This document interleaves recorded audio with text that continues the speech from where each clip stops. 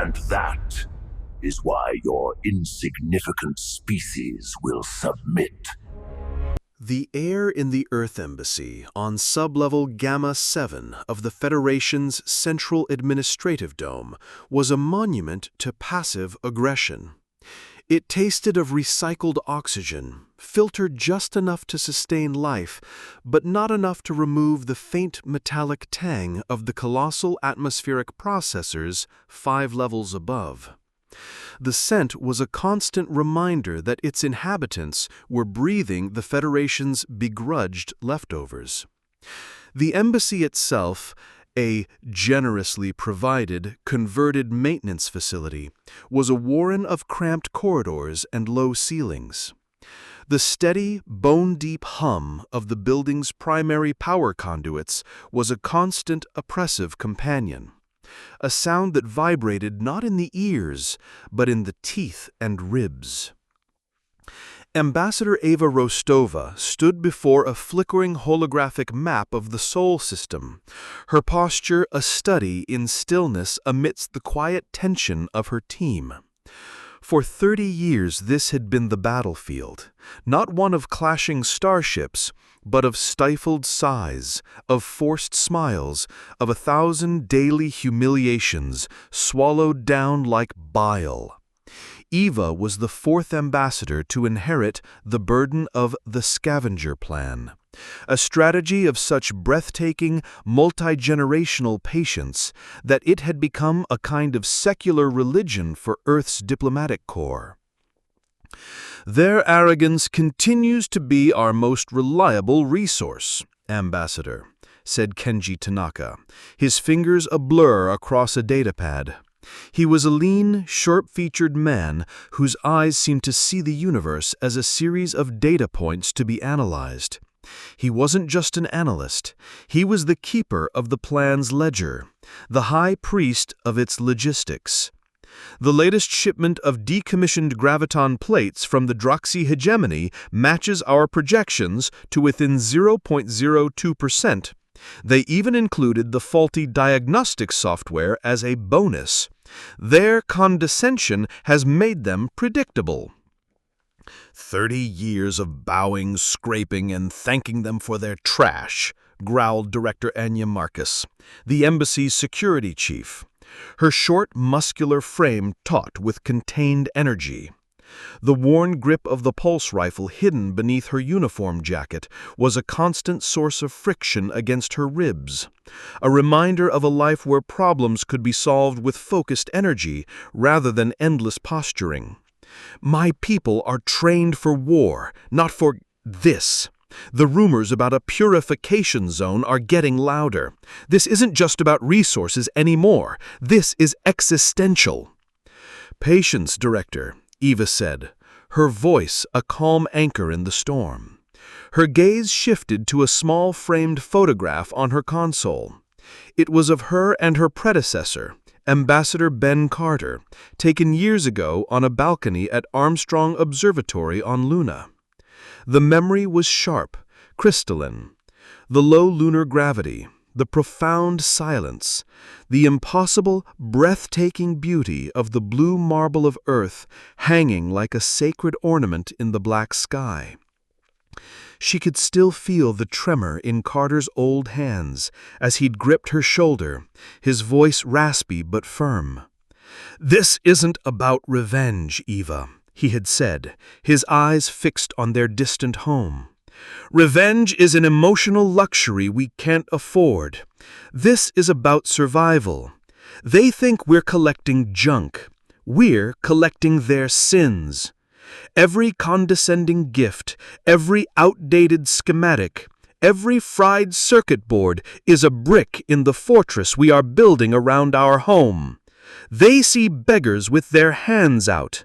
They are blind to the fact that we are forging a sword behind our backs. Remember that when your patience wears thin. You don't just show a predator your teeth. You show them you have a bigger jaw, one you built while they thought you were licking their boots." Dr. Eris Thorn, the team's elderly cultural attaché and historian, looked up from the ancient leather-bound copy of Thucydides he was reading, a relic in this age of datapads. He polished his spectacles with a soft cloth. Praetor Vorn is a zealot, Director Marcus. He reminds me of the ancient Athenian envoys to Milos. He doesn't see us as a rival to be negotiated with. He sees us as a philosophical error to be corrected, a weed in his perfectly manicured garden. You cannot reason with such a creature. You can only uproot him. Just then, Kenji's datapad chimed with a unique, encrypted tone, a single low note that cut through the ambient hum of the station. His demeanor shifted instantly from cynical academic to focused operative. He quickly ran a decryption sequence, his fingers flying. "It's from Kepler," he said, using the codename for their highest-placed sympathizer, a low-level Procyon aide in the Federation's administrative corps with a conscience. The message was short, decoded into a simple line of text that seemed to suck the very air from the room. "The hammer falls. Mandate 734. Final vote tomorrow." The rumors were no longer rumors. The endgame had begun. Miles above them, in the pristine, silent spire of the administrative dome, where the air was filtered to an aristocratic perfection, the gardener in question was admiring his work. Praetor Vorn stood before a vast, swirling hologram of the galaxy. The light glinted off his obsidian carapace, a biological armor polished by generations of dominance. With him was a crystalline Phaethar representative, a being of pure geometric logic that shimmered with faint disapproval as it processed the data on humanity. Their biology is an unsettling fluid dynamic. It creates unpredictable variables. Their art, their music, their irrational attachments to sentiment, it is all noise. It corrupts the perfect signal of order. Vorn nodded, a low rumble of agreement in his massive chest.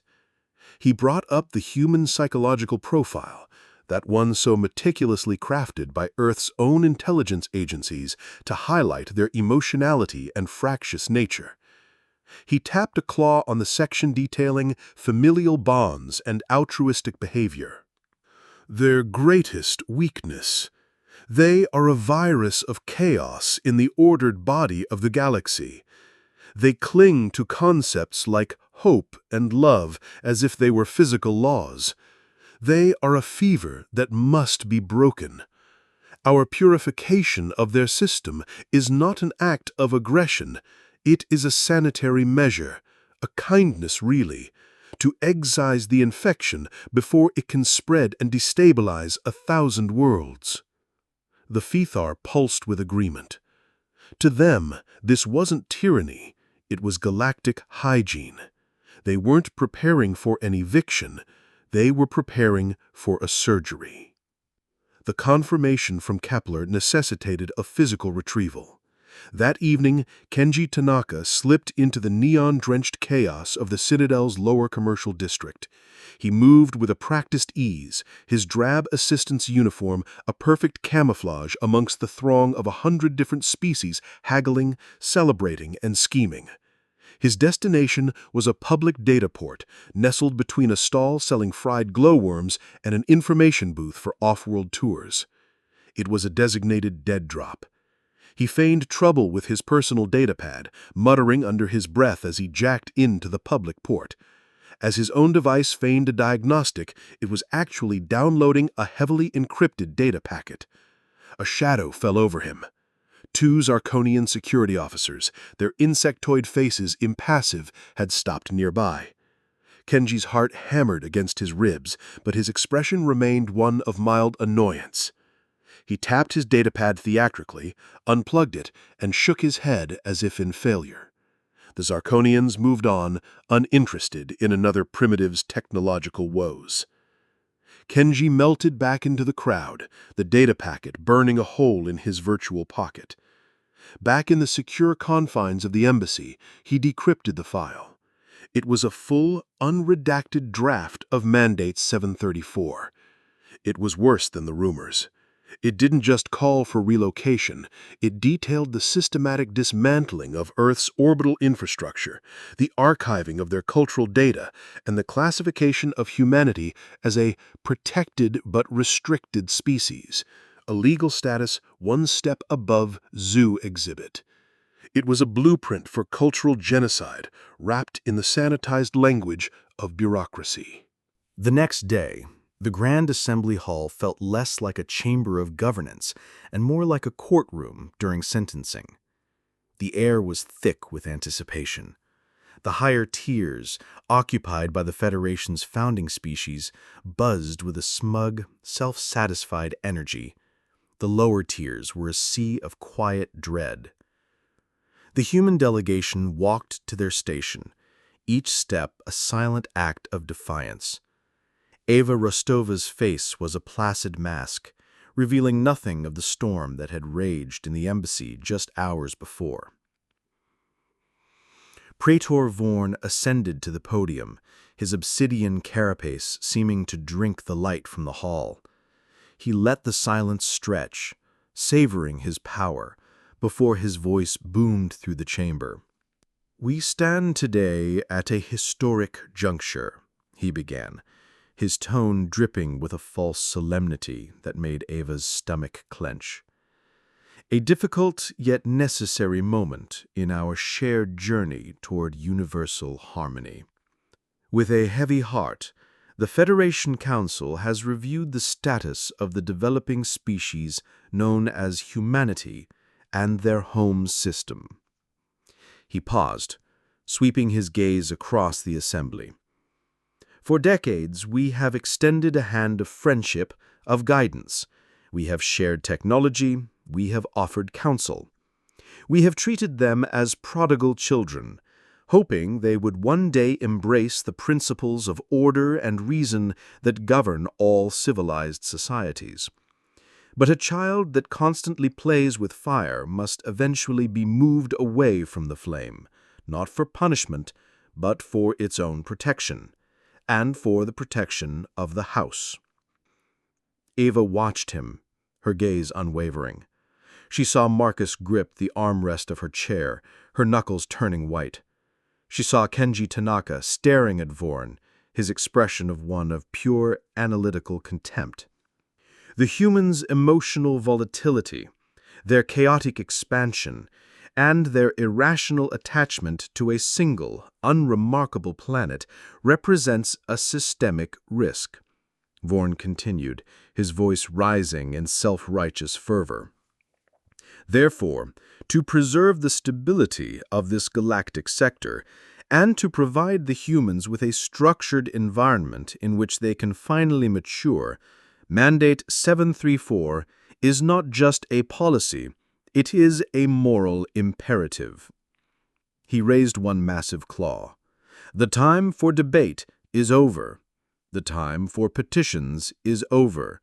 The time for final ratification is now. Let the vote be recorded." The vote was a mere formality. One by one, the lights of the upper tiers blinked green for aye. The motion passed by a supermajority.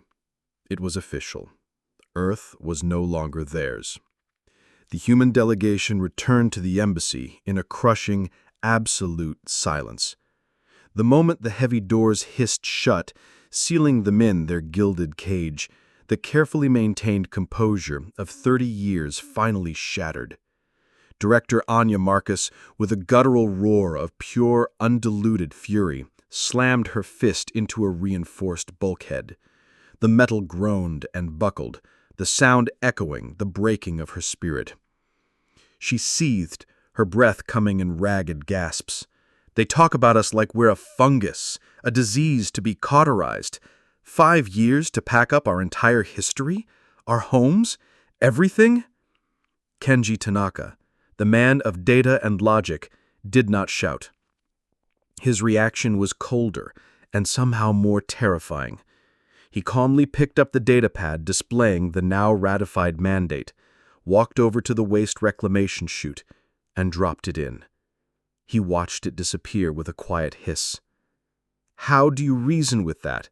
he asked the room, his voice dangerously low. "Their entire premise is insane. It's like trying to debate logic with a supernova. We lost before we even began." Dr. Iris Thorn, the historian, sank heavily into a chair, his face ashen. He looked older than Eva had ever seen him. "This is how they do it," he whispered, his eyes distant. "This is how great empires always act just before they die.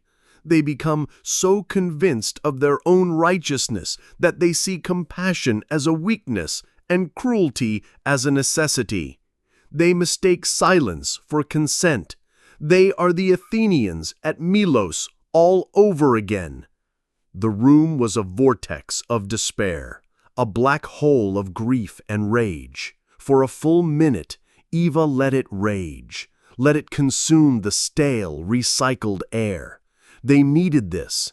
They needed to feel the full weight of the injustice, to let it burn away any lingering doubt, any shred of hope in the Federation's decency. Then she spoke. Her voice was not loud, but it cut through the gloom like a scalpel. "No." They all stopped, turning to look at her.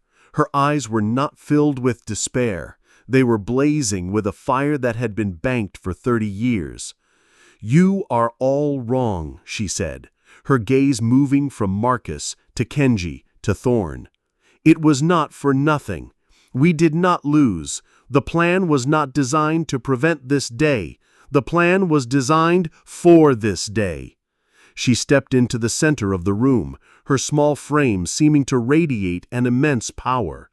"For 30 years, we have shown them exactly the face they expected to see. A weak, emotional, fractious species. We fed their arrogance. We nurtured their condescension. We allowed them to believe they were untouchable. We needed them to become so confident in their power, so certain of our weakness, that they would overreach in the most spectacular way possible." She gestured to the memory of the mandate on their screens.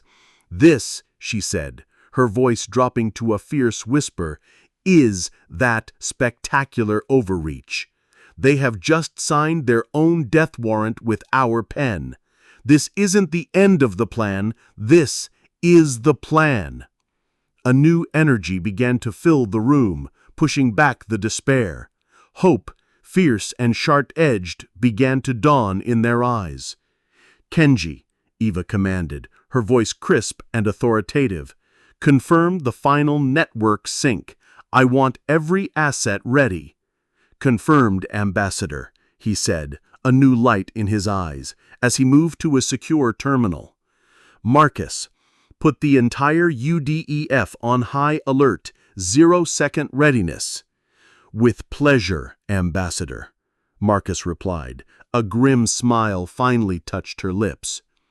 "Dr. Thorn," Eva said, her voice softening slightly, "prepare the declaration, the one we've had drafted for 20 years. The old man looked up, a tear tracing a path down his wrinkled cheek. "It will be my life's greatest honor." Later that night, Eva sat alone in her soundproofed office. The only light came from the single decorative wall panel she now touched. It slid open silently, revealing the sleek black casing of the quantum communicator. She lifted the device. It was cold to the touch. This was the point of no return. She initiated the call. There were no pleasantries. "Defense Council, this is Ambassador Rostov. Initiating authorization protocol. Verify identity, Prometheus Unbound." The response from the unified command deep beneath the Pacific was immediate, the voice on the other end devoid of emotion. "Identity confirmed. Authorization protocol active. We are standing by, Ambassador." Eva took one final deep breath, letting go of 30 years of patience. "Execute protocol. Debt collection." Protocol confirmed, Ambassador. May humanity forgive us for what comes next. The connection terminated. As a failsafe, the quantum communicator emitted a low hum, then dissolved into a fine, inert dust in a silent, contained implosion, leaving not a single molecule of evidence behind. The decision was made. The debt was coming due. The walk to the Grand Assembly Hall for the final ratification vote felt different.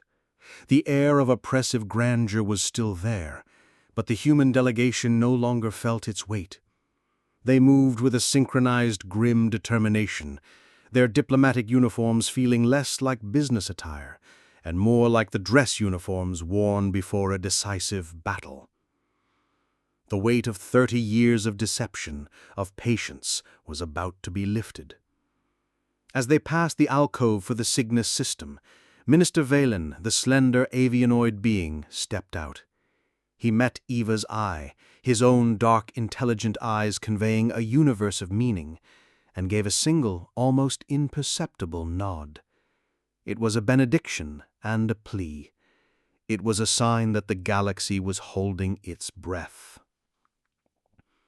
Inside, the hall was a theater of foregone conclusions. The vote to ratify Mandate 734 was a shimmering green wave on the main display. Praetor Vorn stood at the podium, basking in the glow of his absolute victory. "The vote is ratified," the automated system announced. "The mandate is law. The floor recognizes Ambassador Eva Rostova of Earth for any final remarks before this session is adjourned." The chamber quieted. The delegates from the upper tiers leaned forward with a kind of predatory curiosity, eager to witness the final, pathetic plea that would affirm their world view. Eva Rostova approached the central speaking platform. She placed her hands lightly on the lectern. "Praetor Vorn, members of this council," she began, her voice clear and carrying. "You have spoken of law. Let us speak of law. The Federation Charter, Article 1, the right of all species to sovereign self-determination on their world of origin, is absolute." She paused, letting her words echo. "You have spoken of guidance. Let us speak of guidance. The Federation Charter, Article 7. No member species shall use its advanced position to subjugate or displace another. You stand here today not as leaders, but as criminals, guilty of breaking your own most sacred promises." "Insolence," Vorn sneered.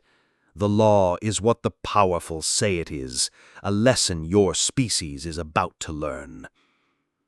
"No, Praetor," Eva replied, her voice turning to ice. "The law is a debt, and today that debt is collected." She looked up, her gaze sweeping across the stunned assembly. "Protocol debt collection is now in effect." For a moment, nothing happened. Then, the universe broke. Every screen in the hall, every data pad went black. A heartbeat of pure, absolute darkness. Then they flared back to life, not with Federation gold, but with the roaring, defiant phoenix of the United Earth Defense Fleet. The first reveal was a lesson in ingenuity. For 30 years, Eva's voice narrated, as the screens came alive with animated diagrams, you have been giving a child broken toys, never imagining that child was a master watchmaker, patiently collecting every gear and spring. The delegates watched in dawning horror. A discarded Draxi power core, known for its dangerous instability, was shown being retrofitted with a 5th-R cooling unit you deemed obsolete. The result? A stable power source twice as powerful as the one in Vorn's own flagship.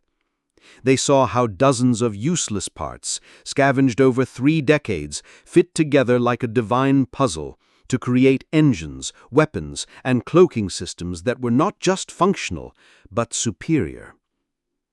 The second reveal was a show of force. The screens switched to live feeds. From the shadow of a gas giant, from the quiet darkness of an uncharted nebula, the UEDF appeared. They were not beautiful ships, built for parades and ceremony. They were brutalist statements of purpose. Hulls of dull, non-reflective gray, sharp angles designed to break sensor locks, and a shocking density of weapon emplacements that made the most powerful Federation battlecruiser look like a pleasure yacht.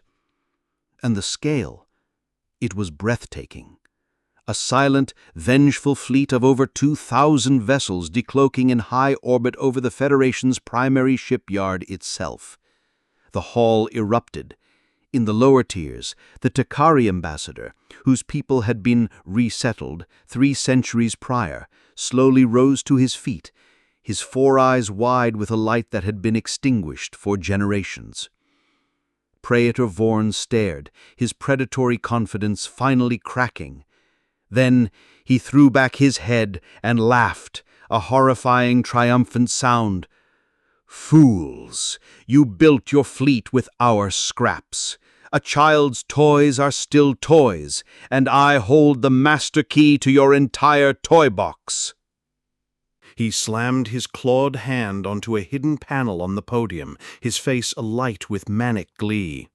"I activate the loyalty code, a secret command embedded in every circuit we ever gave you, designed to put any disobedient child back in their place. Your fleet is now a graveyard." The silence in the hall was absolute, a vacuum that sucked all sound from the hall. All eyes were on the screens. A second passed, then 2. The UDEF fleet remained still, silent, fully powered. Vorn's triumphant sneer began to twitch, faltering into confusion. Eva Rostova's voice cut through that silence, a blade of ice.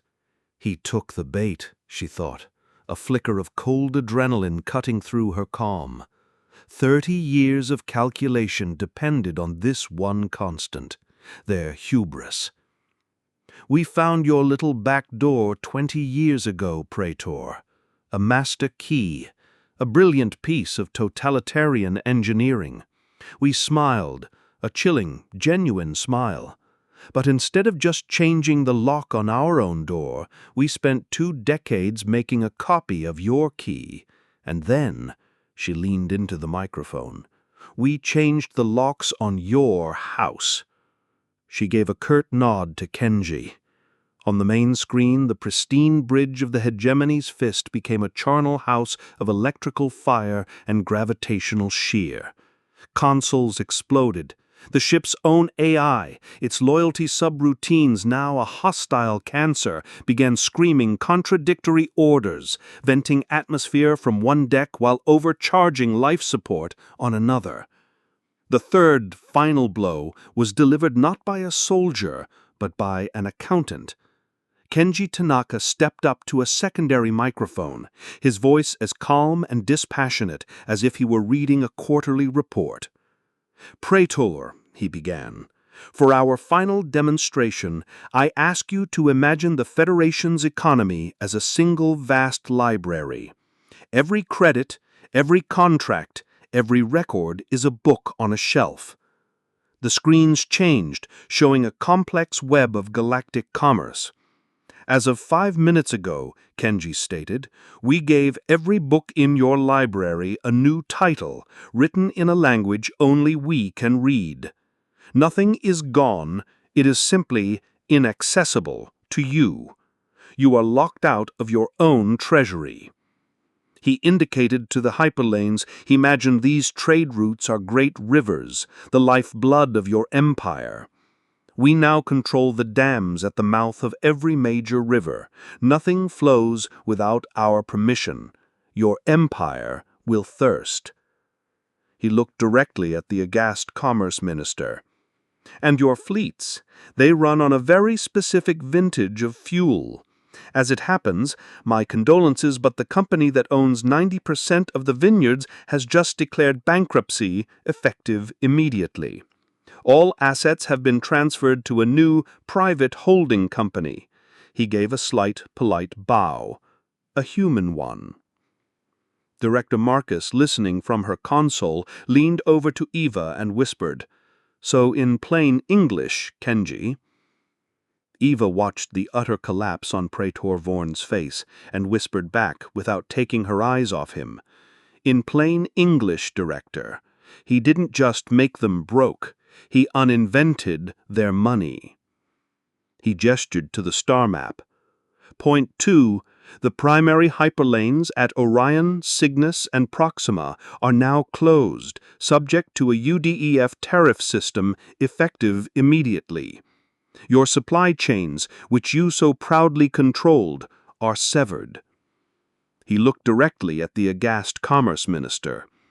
And point 3, all helium-3 refinery facilities, which through our shell corporations we have acquired an 87% controlling interest in over the last decade, have just ceased production indefinitely. Your fleets, even those that survived this little demonstration, will run out of fuel within 2 cycles. Kenji adjusted his glasses. The Galactic Federation is now a functionally bankrupt and paralyzed state. This concludes the debt collection. We leave you to your accounting." Eva Rostova and her team did not look back as they exited the Grand Assembly Hall. They didn't need to. The sounds behind them told the entire story. The rising cacophony of panicked shouting, the sharp crack of a crystalline Fethar representative shattering under the strain, and the deep, guttural roar of a Draxi official accusing Azoran of treason. They left behind not a government, but a power vacuum, a collapsing star of arrogance and fear.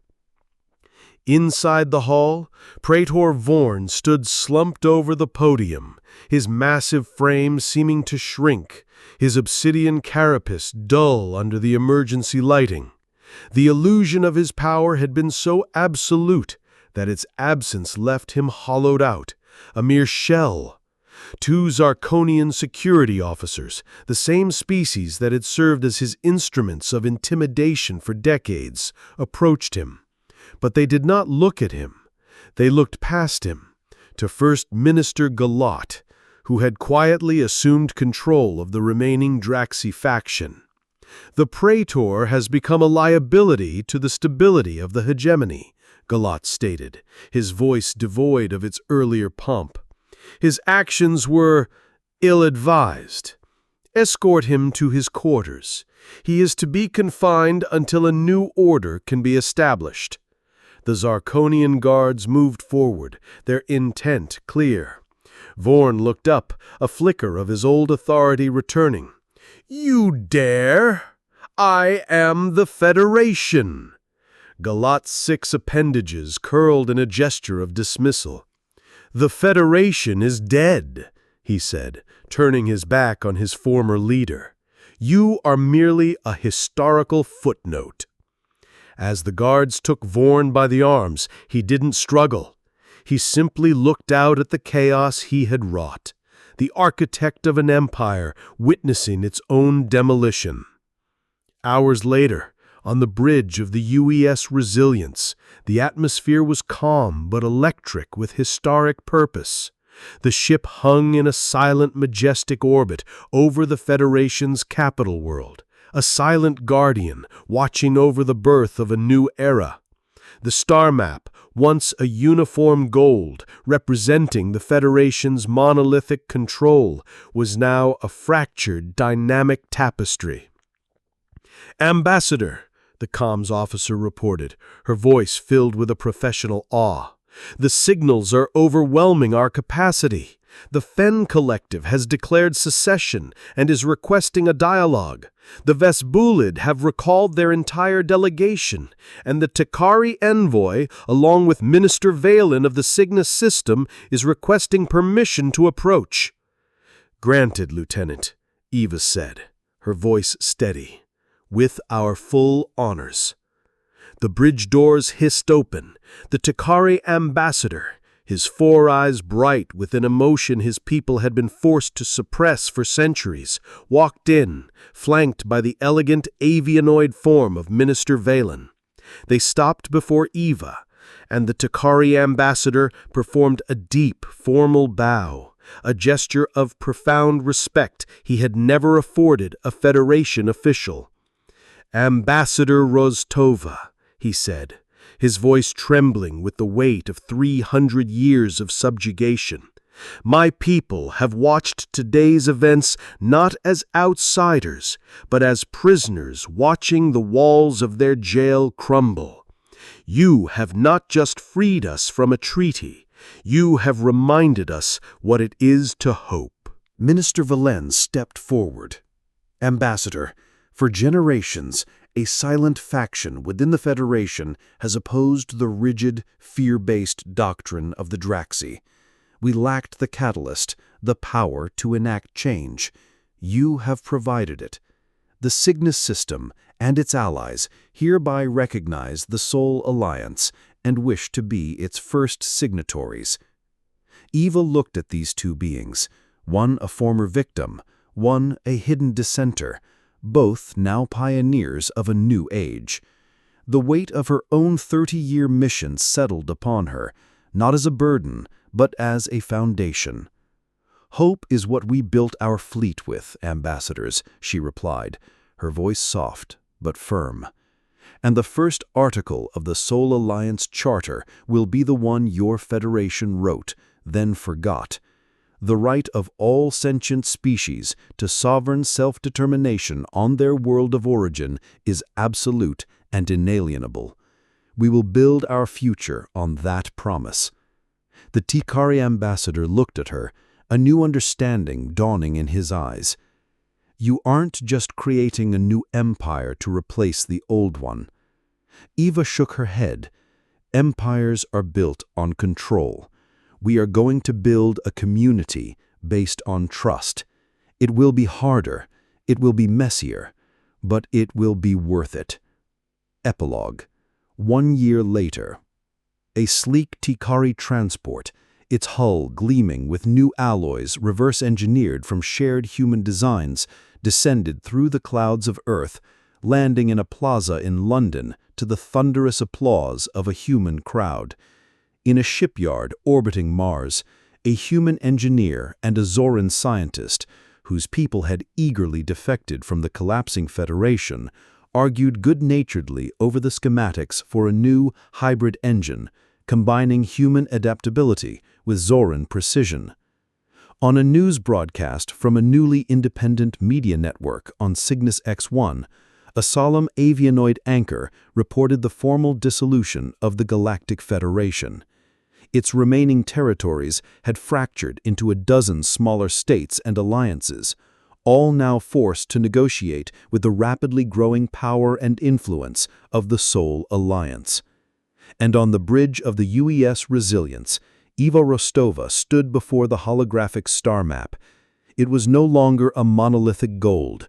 It was a glittering, vibrant tapestry of blues, greens, and silvers, representing hundreds of independent systems, all linked by trade, diplomacy, and a shared belief in a better way. The work was far from over.